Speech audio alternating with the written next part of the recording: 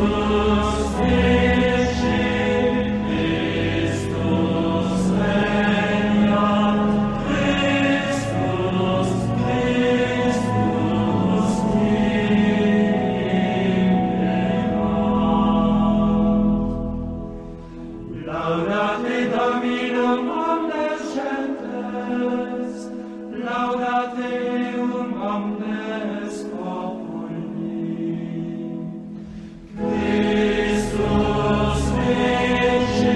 nom du Père et du Fils et du Saint-Esprit, Amen. Bien-aimés du Seigneur, bienvenue dans la liturgie du 3e dimanche du temps de Carême, avec pour thème « Purifier nos temples ». Bien-aimés du Seigneur, en ce 3e dimanche de Carême, nous voyons le temple comme le lieu d'une rencontre extraordinaire avec Dieu. Mais aujourd'hui, contrairement à la semaine dernière, lors de la transfiguration, nous voyons le visage en colère de Jésus parce qu'il n'est pas satisfait de ce qu'il voit.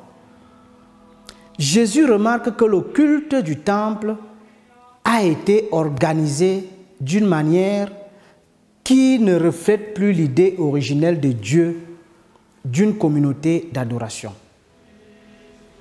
Le temple est devenu un lieu de vente de moutons, de bœufs et de colombes, et même un lieu de change. Jésus purifie le temple en chassant les animaux, en renversant même les tables et en dispersant les pièces des changeurs. Jésus justifie son acte auprès des chefs juifs en disant « Détruisez ce temple et en 3 jours, je le relèverai. » Ce faisant, Jésus se réfère à son propre temple qui est son corps. De la même manière, nous devons prendre soin de nos corps qui sont le temple de l'Esprit Saint. Saint Paul nous dit dans sa première lettre, Corinthiens, chapitre 6, verset 19, « Ne le savez-vous pas que votre corps est le temple de l'Esprit Saint qui est en vous, et que vous tenez de Dieu, et que vous ne vous appartenez pas vous-même » Nous sommes attristés de constater qu'aujourd'hui, chers frères et sœurs, il semble que nous voyons la même chose que notre Seigneur dans nos églises. Certaines ont même été transformées en places de marché avec des liturgies bruyantes. Parfois, nos églises sont très sales et mal entretenues. Parfois, il semble que quelques instants après avoir reçu le corps du Christ, une partie de la communauté est déjà engagée dans une conversation comme si elle se trouvait sur la place centrale de la ville.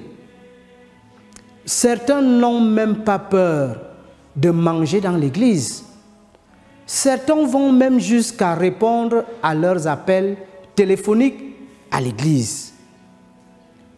Nous ne pouvons pas nous étendre sur les codes vestimentaires médiocres qui prolifèrent dans nos nombreux lieux de culte au nom de la soi-disant modernité. Ce manque de respect pour Dieu, chers frères et sœurs, dans sa maison, le Seigneur ne pouvait pas le tolérer. Ce spectacle le mettait en colère et nous aussi, nous sommes parfois irrités par ce que nous voyons. Mais comme il est presque impossible de faire changer les gens de comportement, nous quittons le temple frustrés en demandant au Seigneur d'avoir pitié de nous. L'Église doit être un lieu de culte, chers frères et sœurs, et surtout, après avoir reçu la communion qui est le corps du Christ, nous devrions passer quelques minutes en conversation avec le Seigneur afin de le remercier pour tout ce qu'il a fait pour nous et lui demander de nous protéger. Nos familles, nos amis.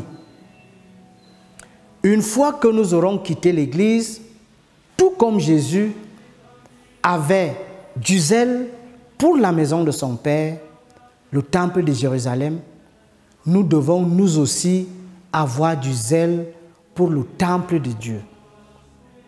Celui-ci, nous-mêmes, nous sommes devenus le temple de Dieu lorsque nous avons été baptisés. Le Saint-Esprit habite en nous. Bien-aimés du Seigneur, pendant ce temps de carême, nous devons nettoyer notre temple de tout ce qu'il n'y a pas sa place, tout comme Jésus a chassé les changeurs de monnaie et les courtiers en animaux du temple de son Père. Nous devons faire un fouet de cordes comme Jésus l'a fait dans nos cœurs. Nous faisons un fouet de cordes par notre jeûne et notre aumône pendant ce temps de carême. Nous devons nous poser des questions fondamentales concernant la purification de notre corps. Comment avons-nous jeûné jusqu'à présent? Comment avons-nous fait l'aumône jusqu'à présent? Comment sommes-nous confessés pendant ce temps de carême que l'Église nous donne?